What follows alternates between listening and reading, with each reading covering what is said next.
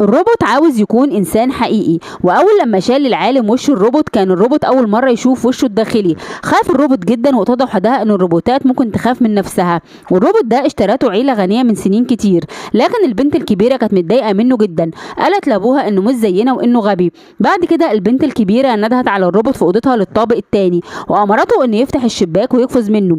فعلا الروبوت سمع كلامها لانه ما يقدرش يعصي اوامر اسياده.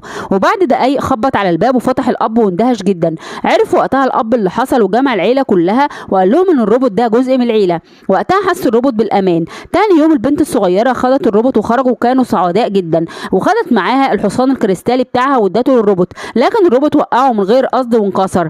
البنت كانت لطيفه جدا مع الروبوت وما اتضايقتش منه. رجعوا للبيت والروبوت لقى كتاب بيتعلم منه نحت الخشب. بعد ليله واحده اتعلم الروبوت كل شيء، وتاني يوم ادى البنت الصغيره حصان خشب هديه صنعه ليها. فرحت بيه جدا.